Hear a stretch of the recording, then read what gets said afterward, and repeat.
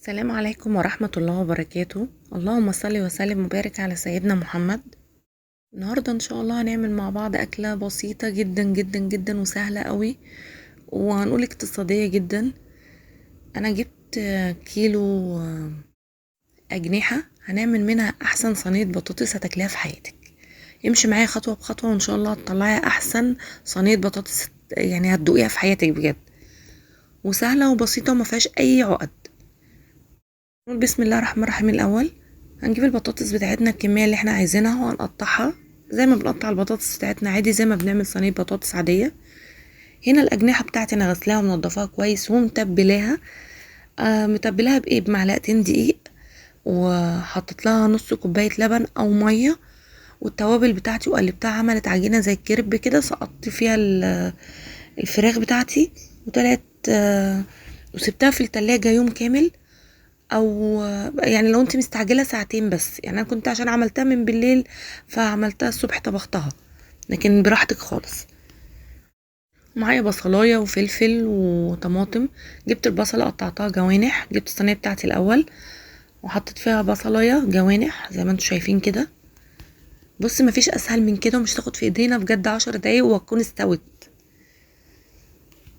لان انتوا عارفين الاجنحه اصلا ما بتاخدش وقت، وانا متبلاها قبلها بفتره، فيعني مش محتاجه.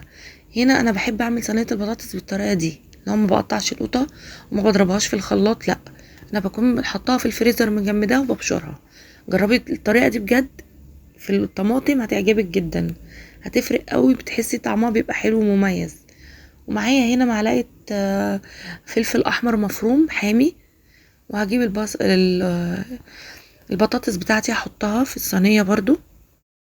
في اسهل من كده؟ مفيش اسهل من كده، كل حاجه فوق كل حاجه وبنقلب وخلاص.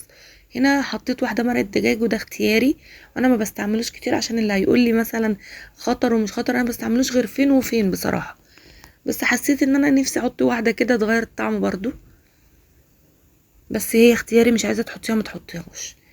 دي بقى مجموعه توابل اللي انا كنت عاملاها، حطيتها كلها، حطيت معلقه منها. هبقى اقولها لكم ان شاء الله، بكتبها لكم في الوصف. بتفرق برضو في كل حاجه بتعمليها، بتفرق معاكي قوي. وبعدين حطيت معلقه فلفل اسمر وشويه ملح. مفيش اسهل من كده بصراحه. هنزل بقى بالاجنحه بتاعتي اهي، دي الخلطه بتاعتي اللي انا حطاها فيها، وهقلب كويس كده. وهنزل بكوبايه ميه واحده بس لازم اقلبها كويس عشان كل حاجه تتجانس مع بعض. يعني بجد 10 دقايق بتكوني استوت، و10 دقايق بتكوني محضراها. يعني اسهل اكله بشويه رز وخلاص كده، احسن اكله بتاكليها وحاجه موفره وحاجه اقتصاديه. لو انت تعبانه ومش قادره تقومي، فحاجه في نص ساعه بتكوني خلصتيها، يعني مش مهلكه ليكي ولا متعبه ولا اي حاجه. لا، بص حطيناها في الصينيه، وبص شكلها حلو كمان.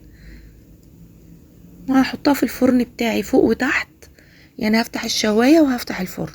الفرن هيبقى واطي، لا قصدي الشوايه اللي هتبقى واطيه والفرن عالي عادي. هنا البطاطس بتاعتي بعد ما طلعت، بص شكلها حلو جدا. انا ما حطيتهاش على البوتاجاز وما سويتهاش على البوتاجاز، لا، انا حطيتها في الفرن على طول، ان هي ما بتاخدش وقت، هي 10 دقايق وكانت استوت. انتوا عارفين البطاطس ما بتاخدش وقت، وفي نفس الوقت الاجنحه حاجه صغيره، فمش هتاخد وقت، ومش ما تقلقيش هتستوي كويس. بجد من اسهل الاكلات القريبه على قلبي، وبحسها سريعه كده واقتصاديه في الوقت برضو اللي احنا فيه. فبالنسبه لسعرها، انا بجيب الكيلو ب25، يعني بتهيألي ممكن تكون وصلت ل30 دلوقتي بسبب زيادة الأسعار، بس يعني ب30 جنيه لو جبنا فرخة هتكلفنا قوي، فده 30 جنيه وناكل أكلة حلوة. جربي الطريقة دي بجد هتعجبك. أنا عملت شوية رز بالشعرية، وأحلى غدوة، حاجة بسيطة كده وكلتناها وكنا مبسوطين بها جدا بصراحة. وهقول معلومة كده، أنا مش عارفة هو أنا بس ولا في حد زيي، أنا بحب الأجنحة أكتر من الفراخ. يعني انا لو جبت الفرخه كامله بناكلها وكل حاجه، بس بحس ان ايه، مش عارفه يعني انا بحب اكل الاجنحه جدا. وانا بسمع ناس بتقولك لا دي خطر، وناس بتقول مش كويسة، بس انا مش عارفة بصراحة، مش عارفة المعلومة دي صح ولا غلط. بس احنا بنحبها وبنجيبها وبناكلها وبنعملها بكذا طريقة، وانا عملت لكم كذا طريقة اجنحة على القناة بتاعتي. لو هحط لكم الرابط بتاع وصفات الاجنحة، ولو حابين انتوا تخشوا تتفرجوا عليه اتفضلوا، يعني ادخلوا براحتكم. بصوا دي انا غرفت طبق لوحده كده من غير رز، برضه شكلها حلو قوي، البطاطس مستويه ومديه طعم حلو قوي. التتبيله اللي احنا حطيناها الفراخ بتاعتنا اما حطيناها مع البطاطس فرقت قوي وادت طعم وتست جميل. جربي بجد الطريقه دي ان شاء الله هتعجبك. وما تنسوش تشتركوا في القناه وتفعلوا الجرس عشان القناه تكبر بيكم. وباذن الله هحط لكم مقادير وصفه التوابل بتاعتي مميزه قوي بتدي طعم حلو، ان شاء الله هحطها لكم. واسيبكم تتفرجوا مع الفيديو بقى براحتكم، واقول لكم السلام عليكم ورحمه الله وبركاته.